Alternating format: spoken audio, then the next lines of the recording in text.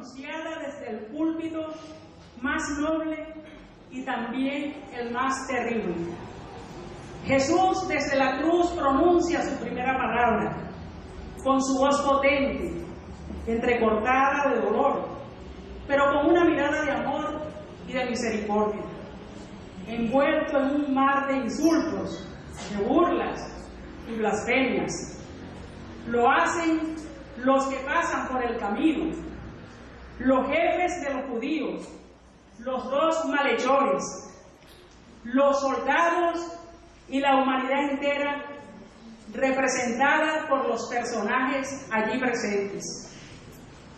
En el nacimiento de Jesús se dijo: Él salvará a su pueblo de sus pecados. Juan el Bautista declaró: He ahí el Cordero de Dios que quita el pecado del mundo. En la sinagoga, Jesús mismo identificó su misión con el perdón de los pecados. El Nuevo Testamento es enfático al decir que Cristo murió por nuestros pecados. Sin el derramamiento de su sangre, no sería posible hablar de perdón de pecados.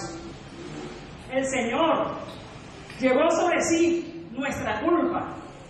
Por eso solo Él, el eterno Dios, hecho hombre, pudo y puede decir: tus pecados te son perdonados. La sangre de Jesús nos limpia de todo pecado. Es garantía de nuestro perdón y de nuestra reconciliación con Dios. Jesús, además, nos enseñó con sus palabras y con su ejemplo a orar por los enemigos. Él tenía muchas razones para odiar a quienes lo injuriaron y maltrataron. Sin embargo, en la cruz pide perdón por todos. Una demostración de su gran amor, pero también una invitación a nosotros para que cumplamos sus demandas. Orar, bendecir y hacer bien a los que nos persiguen. En la oración modelo, el perdón de Dios parece condicionado a nuestra disposición a perdonar a otros que nos hayan ofendido. Señor, suplicamos esa fuerza para no ser rencorosos, tener esa capacidad de perdonar. Danos esa virtud necesaria para vivir sin odios, crecer en amor, la mayor de las virtudes cristianas, y contribuir todos a una cultura de paz y reconciliación.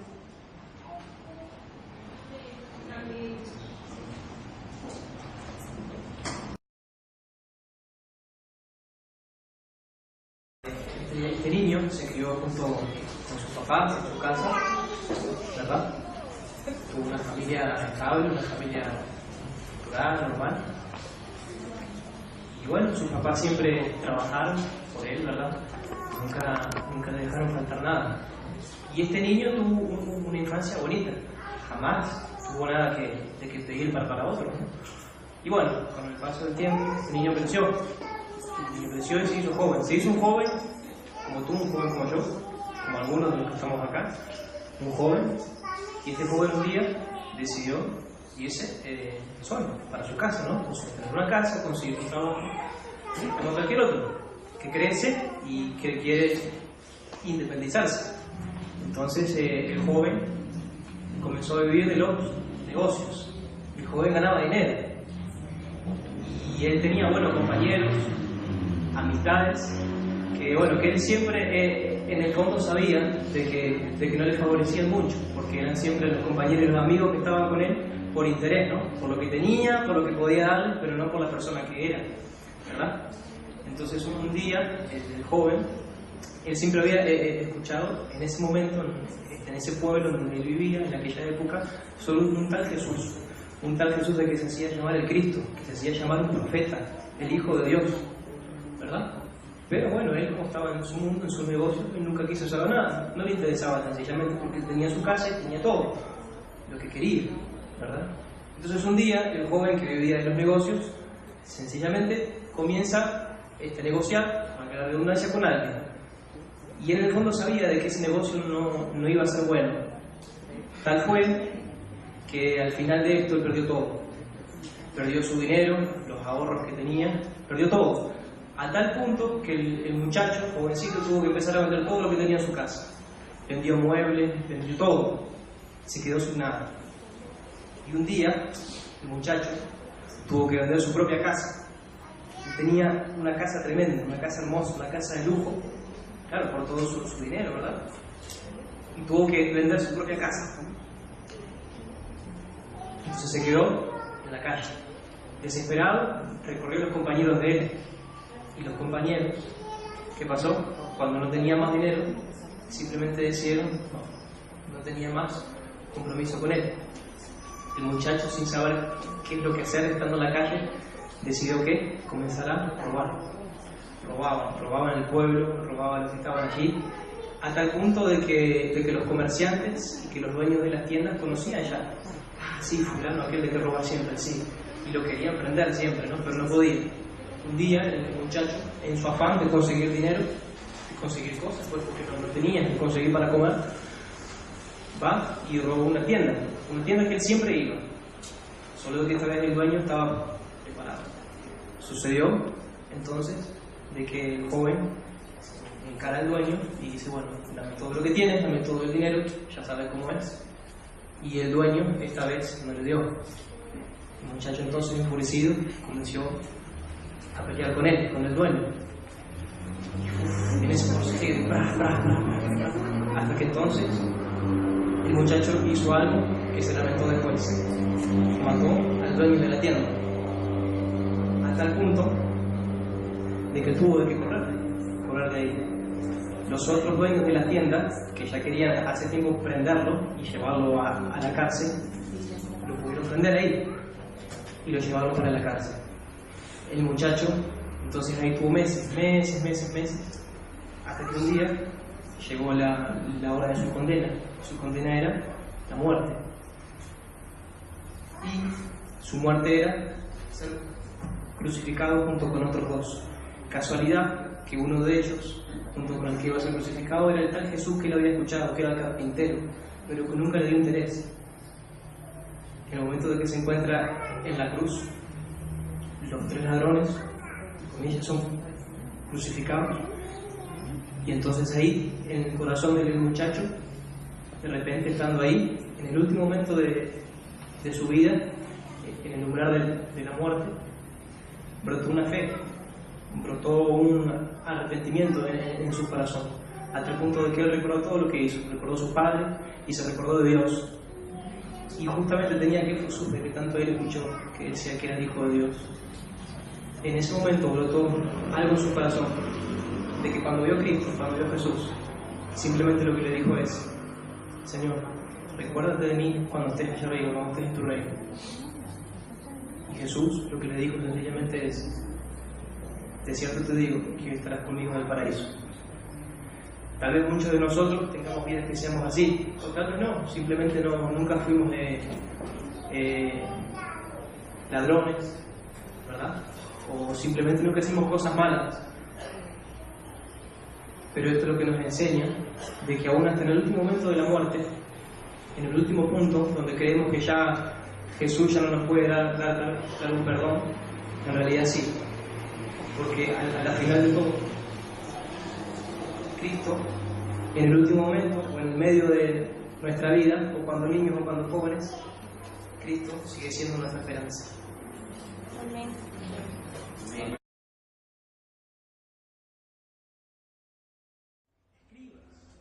Todos veían con asombro lo que allí se estaba llevando a cabo, la consumación del plan de redención. La escena era sumamente terrible. Según la narración de la Escritura, la población de allí lo vituperaba, los religiosos se mofaban de él. Los soldados se repartían su ropa. Sus discípulos no estaban allí, ya que habían oído escandalizados, según lo narra Marcos 14:50. Solo Juan estaba allí junto con María, la madre del Señor, y otras mujeres más. En medio de todo este sufrimiento y sacrificio vicario, con toda esta escena de vituperio y dolor físico, el Señor Jesús pronunció 7 expresiones que trascendieron el carácter divino y humano de nuestro Señor en la hora de su muerte. En ese momento de agonía, su preocupación en principio se centró en otras personas. Puso a otros en primer lugar y no a sí mismo, siendo de bendición para todos. De allí que su primera expresión fue una oración intercesora: Padre, perdónalos porque no saben lo que hacen. La segunda fue la potestad de su autoridad para dar entrada al reino de los cielos ante la petición de un hombre necesitado en su espíritu. Señor, acuérdate de mí cuando vengas en tu reino, dándole como respuesta esperanzadora y cálida: de cierto te digo que hoy estarás conmigo en el paraíso. Su tercera expresión va dirigida a su madre, para manifestarle respeto, consideración, cuidado y ternura a pesar del sufrimiento y dolor que tenía. Esta es la expresión que me toca a mí compartir. Les invito a los que quieran a abrir en sus Biblias el Evangelio de Juan 19, capítulo 19, versículos 26 y 27.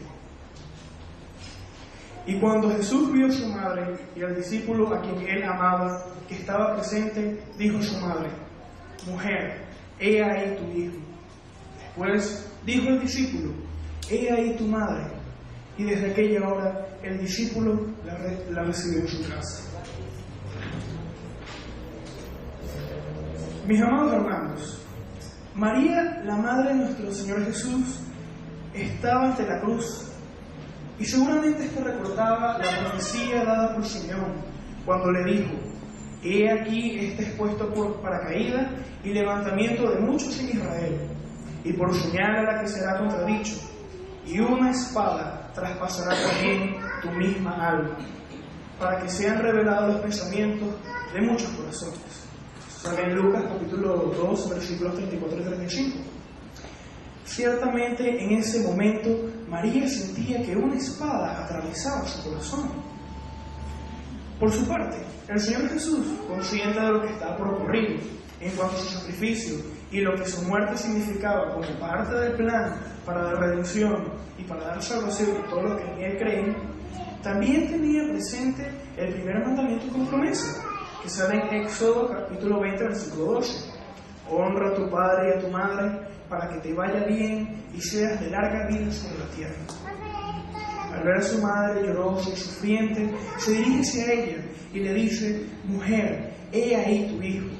Y luego se dirige al discípulo amado y le encomienda el cuidado de su madre: He ahí tu madre. Me llama la atención que al hablar de madre, él le dice mujer. Mujer. En tono tierno y dulce se refiere a ella como mujer. Quizá pensando que se está convirtiendo en su Salvador, que su condición de madre e hijo se estaba transformando en una condición de Salvador y mujer, sin que su relación madre e hijo se terminara. De allí que, con la expresión que estamos estudiando, Jesús manifiesta tierna preocupación por su madre, en medio de su dolor y obediencia al plan redentor. La responsabilidad de hijo no desaparece, pero el Señor Jesús hizo arreglos por el amparo de María. Otro aspecto a resaltar es que el Señor, al hablar con el discípulo amado, le dice: He ahí tu madre. Pienso que el Señor Jesús quería que María se sintiera satisfecha de que el apóstol Juan, el amado por Dios, le llamara madre. Vale la pena también resaltar que la palabra de Dios nos enseña, a contrario de la religión convencional, que María no es la madre de Dios, pero ella sí fue la madre de Jesús el hombre. Lo que enseña la palabra de Dios es que el Señor Jesús es el Salvador de María, el Salvador de Juan y el Salvador de todos nosotros. Queridos hermanos, desde el momento de la muerte y resurrección del Señor, ya la condición de Jesús con María, más que una condición de madre e hijo, es una condición entre María, mujer, y Jesús, el Salvador del mundo. A partir de allí, Jesús ya no sería más el hijo de un ser humano cualquiera, un simple carpintero. No, esta vez se presenta ya como el Salvador del mundo. Segunda de los Corintios 5:16 dice: De manera que nosotros, de aquí en adelante, a nadie conocemos según la carne. Y si aún a Cristo conocimos según la carne, ahora ya no le conocemos así. El Señor Jesús no le recriminó a María en el Calvario por la ausencia en el Gólgota del resto de sus hermanos y hermanas, como tampoco le recriminó a Juan la ausencia del resto de sus discípulos. El Señor estaba centrado en obedecer al Padre y completar así el plan de redención. A pesar de todo el sufrimiento antes de su muerte, se ocupó del amparo de su madre, le encomienda su cuidado a Juan, el discípulo amado. De modo que el Señor no dejó a María solamente con la salvación de su alma, sino que también le proveyó el amparo mientras viviese al cuidado de Juan, a quien la trataría como su madre. Esto nos hace pensar que de estas circunstancias podemos aprender al menos 4 lecciones y aplicaciones. Primero, el Señor pudo consolar a otros en medio de su agonía en el Gólgota y nos enseña e invita a hacer lo mismo. Segunda de Corintios, capítulo 1, versículos 3 y 4, dice: Bendito sea el Señor y Padre de nuestro Señor Jesucristo, el Padre de misericordias y el Dios de toda consolación, el cual nos consuela en todas nuestras tribulaciones, para que también podamos nosotros consolar a los que están en cualquier angustia, por medio de la consolación con que nosotros mismos somos consolados. Segundo, nos enseña que la honra a los padres está presente en la cruz. Lo pueden ver en Efesios 6, 2. Tercero, nos enseña que al Señor le importa en la vida familiar el afecto y el trato con nuestros seres queridos. Efesios 5, 21, para los que quieran buscarlo. Y cuarto y último, nos enseña que como cristianos, hermanos y hermanas, debemos pensar también en la cantidad de padres y madres y ancianos que se encuentran sin amparo, sean familiares o no de nosotros. Irrelevante, hay que darles nuestro amor de igual manera. Hermanos, Dios nos ayude a orar por las madres que sufren, a velar por el bienestar de nuestros padres. Dios nos ayude siempre. Dios nos bendiga. Gracias, Jeremy.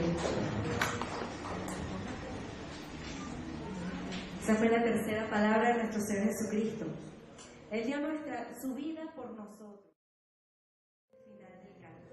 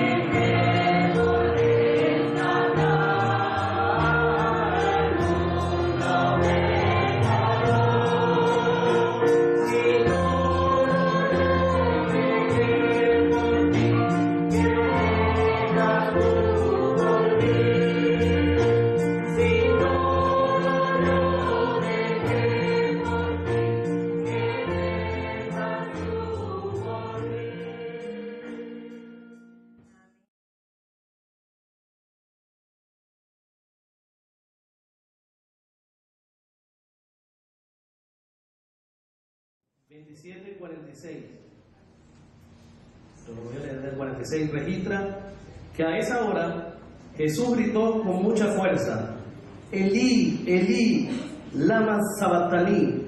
Esto quiere decir: Dios mío, ¿por qué me has abandonado? Y amados, fueron palabras de nuestro Señor Jesús llenas de mucho dolor, de mucha tristeza, de mucho lamento las pronunciadas por el Señor a esa hora en el monte del Calvario.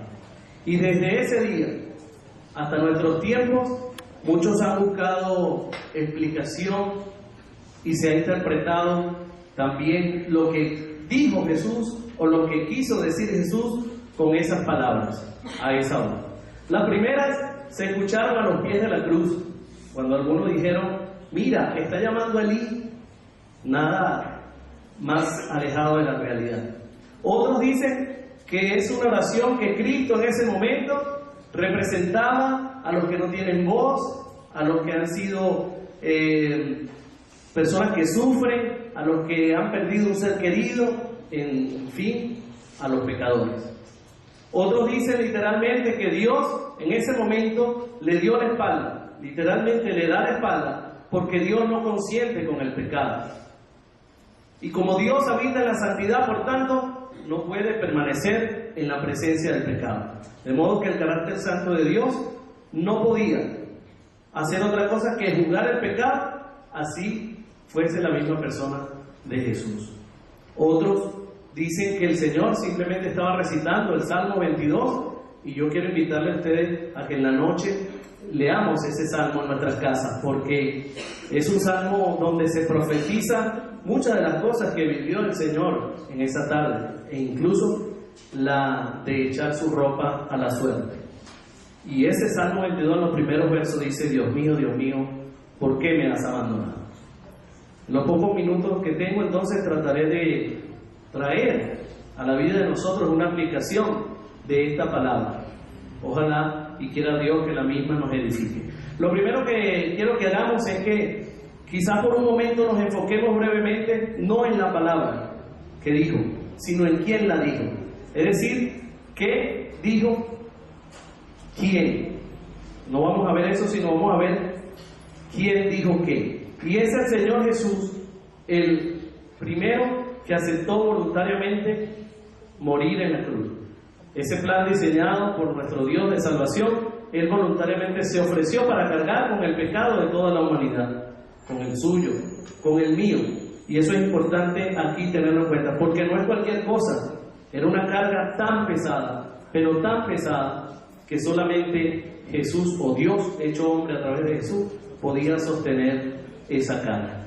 Ese mismo hombre, por cierto, lo vemos en su ministerio y lo vemos en muchos pasajes, con un alma sensible a los demás.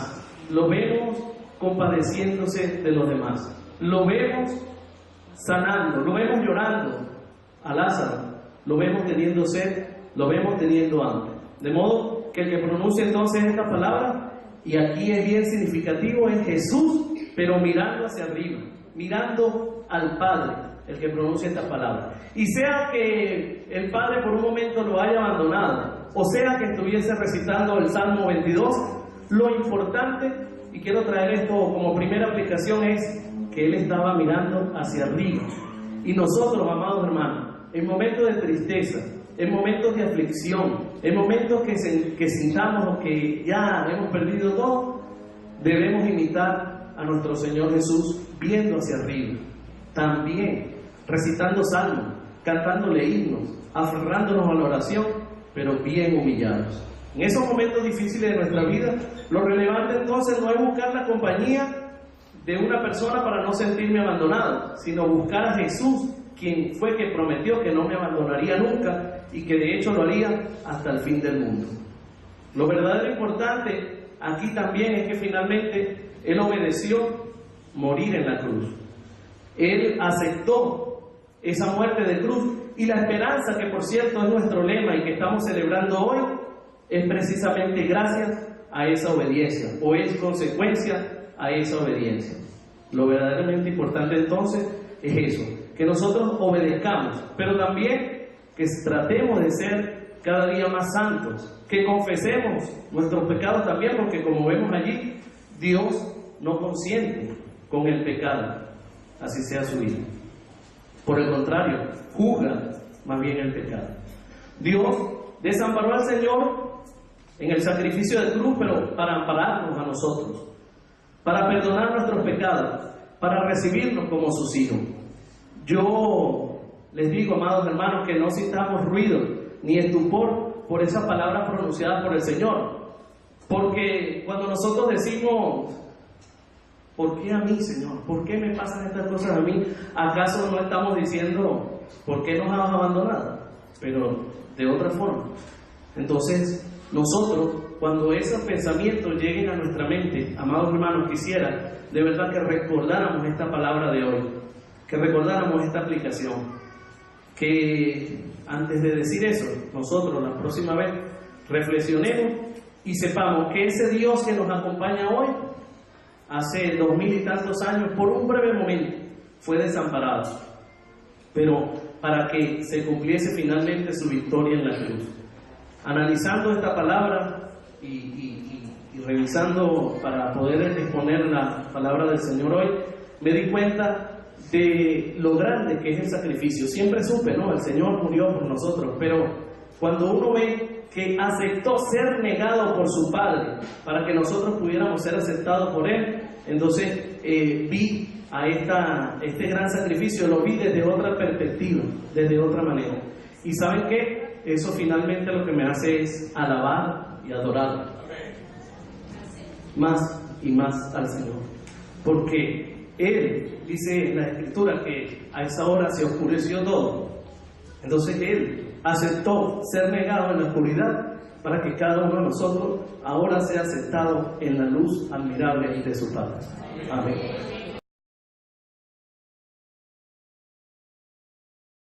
Sobre la quinta expresión o palabra que dijo Jesús en la cruz: tengo sed. La expresión se encuentra en el Evangelio de Juan, capítulo 19, versículo 28. ¿Alguien puede leerlo, por favor?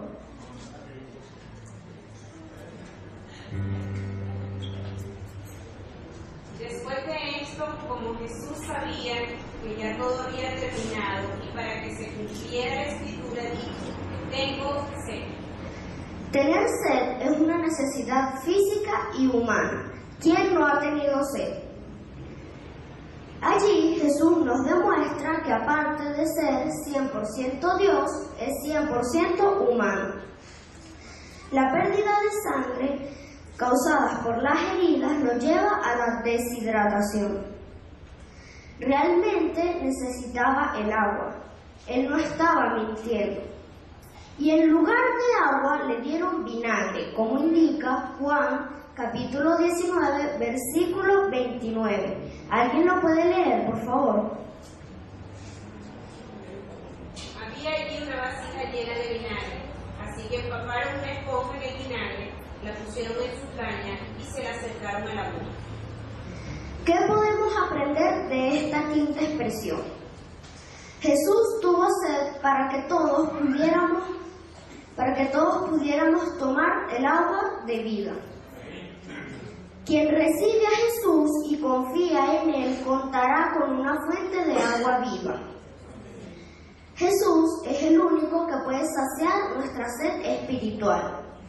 Leamos en Juan capítulo 4, versículo 10, lo que le dijo a la mujer samaritana: tú no sabes lo que Dios quiere darte y tampoco sabes quién soy yo. Si lo supieras, tú me pedirías agua y yo te daría el agua de la vida. Por eso hoy debemos orar y ayudar a los sedientos, los que no tienen agua para bañarse, tomar o comer. También debemos orar por las personas que tienen sed espiritual, para que sepan que Cristo es el agua de vida. Para finalizar, le pediré a mi amigo Pablo que esté orando por estos dos motivos.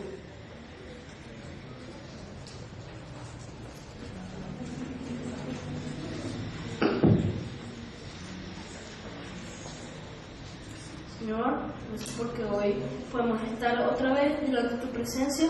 Gracias porque hoy nos has dado nueva agua viva para conocer más de ti. Te pido que tú cuides a los que no tienen el agua para comer ni para bañarse, que tú tengas compasión de ellos y misericordia para que ellos puedan vivir con placer y plenitud, Señor, para que ellos puedan vivir tranquilamente en paz.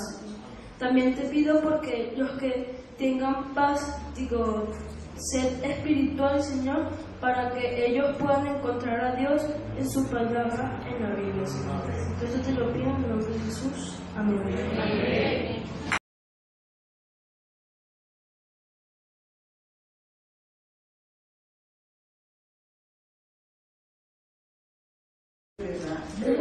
Emocionada de poder participar en un cristiano aquí en estas alabanzas, porque estamos adorando al Señor juntos.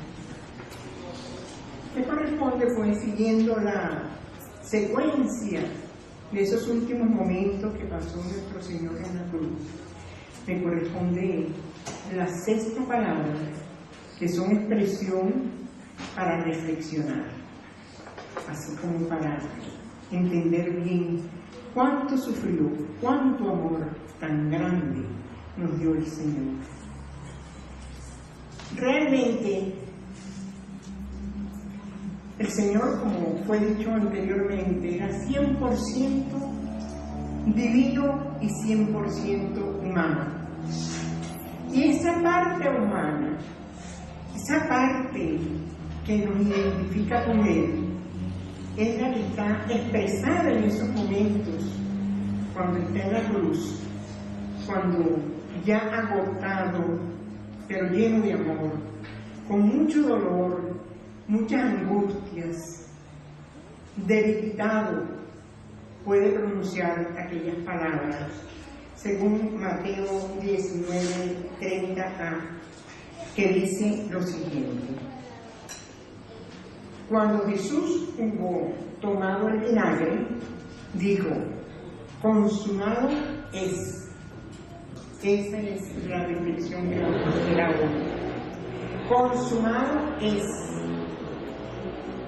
En aquel aspecto tan lamentable que estaba mi Señor, movió tanto a una monja para expresarlo en una poesía que es muy conocida.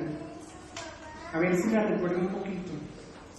Dice así: no me mueve, Señor, para quererte el cielo que me tienes prometido, ni me mueve el infierno tan temido para dejar por eso de ofenderte. Tú me mueves, Señor, muéveme el verte clavado en una cruz y escarnecido. Muéveme el ver tu pecho tan herido, muéveme el ver tus penas y tu muerte. Tú me mueves, mi Dios, de tal manera que aunque no hubiera cielo, te temiera, y aunque no hubiera infierno, yo te amara.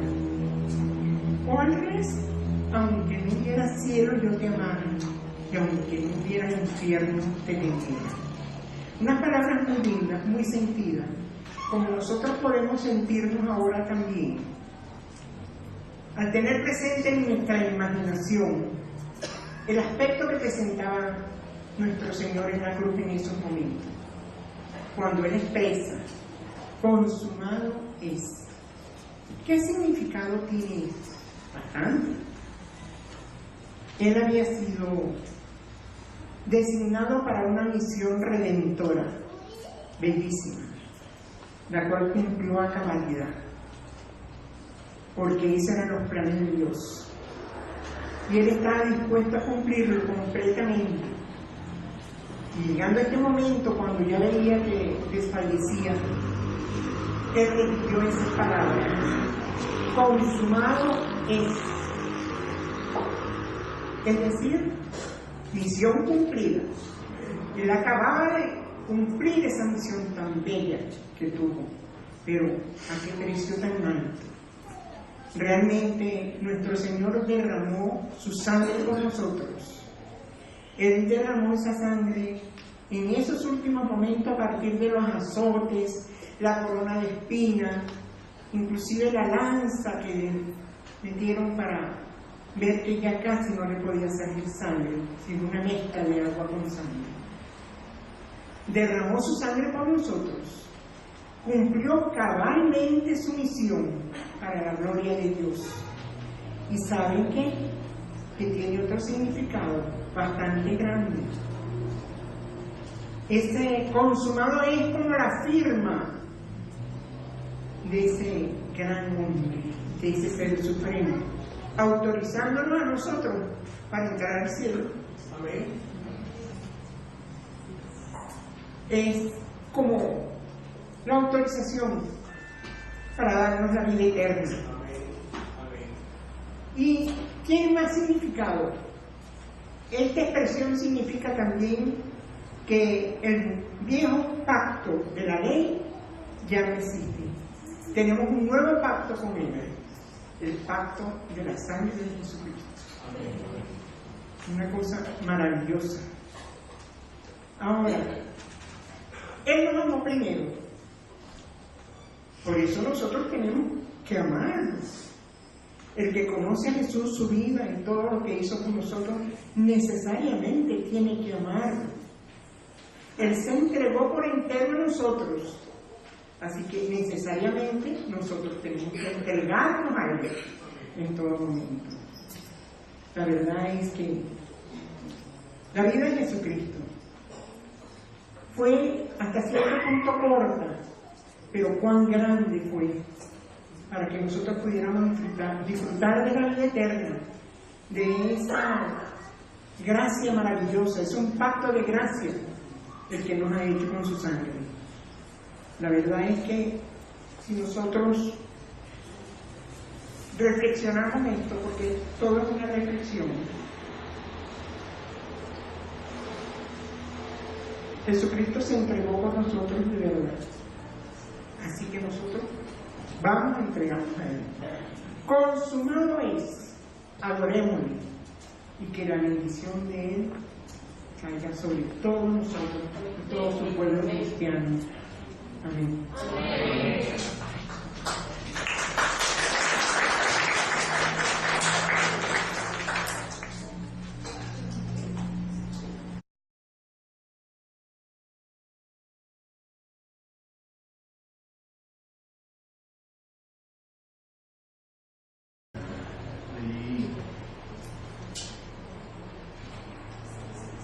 Leí con gran impresión esta mañana lo que fueron los últimos mensajes de texto que pudieron mandar algunos estudiantes en el naufragio de ese barco surcoreano, y uno de ellos muy corto decía algo parecido: mamá, creo que me da tiempo para decirte lo mucho que te quiero. Y saben que fue una tragedia que enluta al mundo, muy impresionante esto, en su mayoría jóvenes. La experiencia más impactante de la vida es estar frente a la muerte. Lo predicamos el domingo pasado. Y he dicho varias veces que a quien llamamos nosotros en los momentos más difíciles, a quienes buscamos en el corazón, son las personas más importantes para nosotros. El Señor Jesucristo, en este momento de una agonía ascendente, al final expresa, según Lucas 23:46 y las otras referencias de los evangelios, que entonces Jesús, gritando a gran voz, todavía le quedaban fuerzas para gritar. Y no era un grito desesperado, no eran las palabras incoherentes de un moribundo, porque esta mañana amanecí con ese pensamiento en la mente. Hay personas que en momentos como estos dicen cosas incoherentes. No eran las incoherencias de un moribundo, eran las palabras gloriosas, era el grito de gloria y de confianza. Y en mi opinión, esta palabra que dice: Padre, en tus manos encomiendo mi espíritu, es una declaración que se une a la anterior, al consumado es. He hecho mi parte, he hecho todo el trabajo y lo he hecho completo. Y cuando uno tiene esa sensación de haber hecho lo que tiene que hacer, uno puede encomendarse en las manos de Dios en paz. Solo quien ha vivido la clase de vida que tuvo Cristo puede expresarse en estos términos. La Biblia dice, el Evangelio dice que fue probado en los dolores, pero vivió en obediencia. Siempre dijo, por ejemplo, yo no hablo palabras por mi cuenta, sino hablo las palabras del Padre. Yo no hago las cosas por mi cuenta, sino que hago lo que el Padre me envió a hacer. Y hasta el final, el Señor nos enseña a encomendarse al Padre. Lo más precioso que tenemos en este mundo es la vida misma. Y el Señor dice, Padre, en tus manos encomiendo mi espíritu. Y es que no existen mejores manos para encomendarse uno sino en las manos de Dios. Cuando los muchachos van a presentar un examen, dice, bueno, ¿a quién se encomienda? Hoy, ¿a quién se encomienda la gente? La gente se encomienda a tantas cosas, se encomienda a los espíritus, se encomienda a los ritos, se encomienda a la religión, se encomienda incluso hasta a los poderes del mal. El Señor está siguiendo una estructura que se dice, según el Salmo 31:5, repetían los niños antes de acostarse, lo pueden leer luego, pero la frase está allí. En el Salmo 31:5, la primera parte dice, en tus manos encomiendo mi espíritu. Era una oración de la noche, encomendarse al Señor. Pero ¿saben ustedes que en Hechos 7:59 es lo mismo que dice quién? Esteban, el primer mártir. Al ser apedreado dice que se abrió el cielo y vio al Señor. ¿Cómo lo vio? Sentado en el trono establecido. Y él dice, Señor, en tus manos encomiendo mi espíritu. La historia del cristianismo dice que también otros mártires agarraron la expresión y cada vez que iban a ser desintegrados en ácido, consumidos por el fuego, devorados por las fieras, descuartizados. La historia del cristianismo dice que muchos mártires agarraron la fórmula y también en ese momento crucial decían, Señor, en tus manos encomiendo mi espíritu. Y nosotros como cristianos hoy podemos y debemos aprender del Señor que no existen mejores manos para encomendar la vida que en las manos del Señor. Quiera Dios, hermanos y hermanas, amigos y amigas todos y todas, que al final nosotros también podamos decir como Pablo, he peleado la buena batalla, he acabado la carrera, he guardado la fe. Por lo demás, me espera la corona de gloria que el Señor dará a todos los que han sido fieles, a todos los que han amado su venida. Pero escúcheme algo, antes de que llegue ese momento en que podamos decir, Señor, en tus manos encomiendo mi espíritu, yo creo que la oración también debe ser, Señor, en tus manos encomiendo mi vida, antes de que llegue el momento en que pueda encomendarte mi espíritu y entregarlo al descanso eterno. Yo te encomiendo mi vida, yo te entrego mi vida. Me gustaría pasar por cada una de las palabras en ascenso, desde la primera, para que nosotros podamos ver e hilvanar cómo estas expresiones fueron hablándonos. Hoy, la primera palabra, Padre, perdónanos.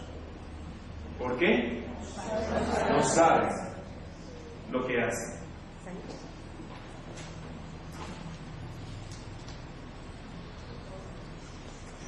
¿Se puede? Entonces quedemos en la séptima. Quedemos en la séptima.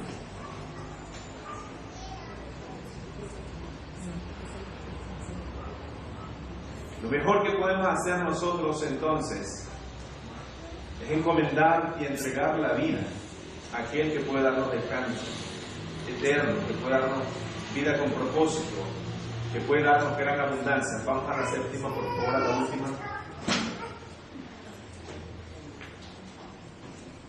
Padre, en tus manos encomiendo mi espíritu. Y yo no sé, honestamente, si en esta noche, entre los que estamos acá, hay alguna persona que no conoce a Jesús.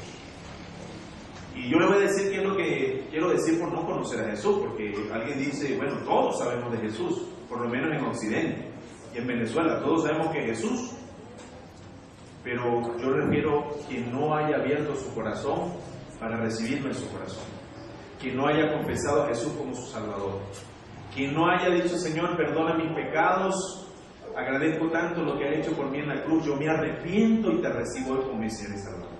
Habrá por lo menos así un joven, un hombre, una mujer que no lo haya hecho nunca y hoy quiere hacerlo. Quiero pedirle que levante su mano donde está y entenderé que me dice, pastor, hoy quiero responder a semejante amor, hoy quiero entregarme a ese Señor, quiero pedir perdón por mis pecados y quiero encomendarme mi vida. Si hay alguien solamente, aunque sea una persona, yo quisiera ver que su mano se levanta para orar por esa persona. ¿Hay alguien así? Levante su mano ahora en el nombre del Señor. Entiendo entonces que todos ya hemos correspondido a ese amor.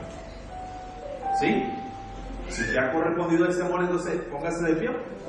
Si todos lo hemos hecho. Y los cristianos hoy, en muchas partes del mundo, están reunidos, conmemorando la cruz, celebrando la victoria del Señor, y nosotros con ellos. Concluyo con las palabras con que comencé. ¿Qué hizo que ese símbolo tan repugnante, llamado cruz, signo de vergüenza, de desprecio, se convirtió a la postre en un emblema de gloria, de victoria y una fuente de vida? ¿Saben qué lo hizo? El Señor lo hizo, pero la diferencia la hace nuestra fe en ese Cristo y en eso que se hizo en la cruz del Calvario. Dios nos ayuda, hermano, a ser cristianos y a ser una iglesia que proclama la cruz. Como decía un teólogo, cuídense de una religión sin cruz.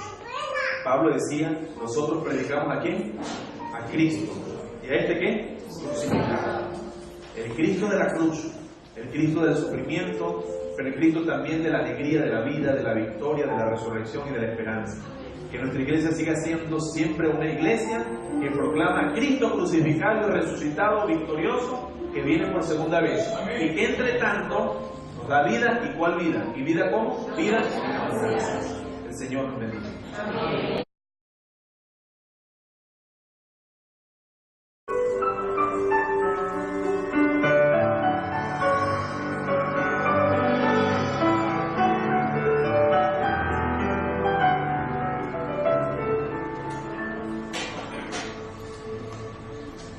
Tanto te amo, porque ahora le das la espalda.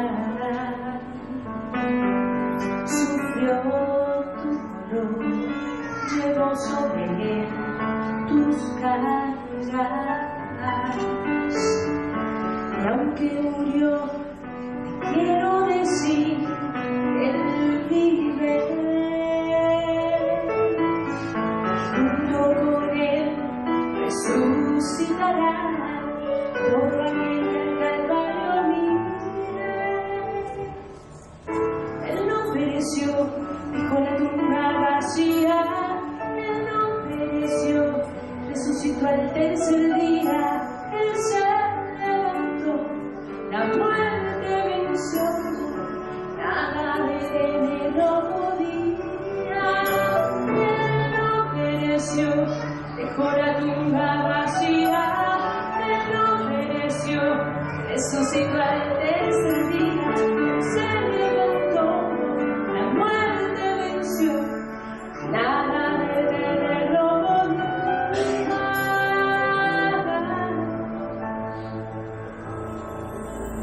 Si tanto te amó, porque ahora le das la espalda. Sufrió tu dolor, llevó sobre él tus cargas. Y aunque murió, te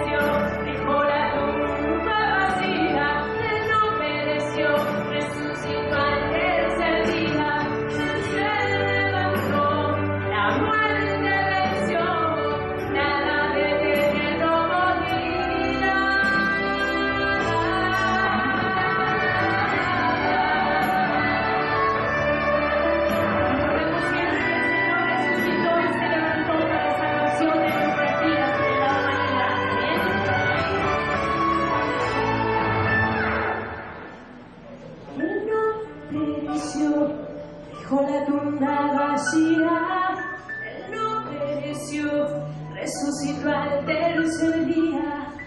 Él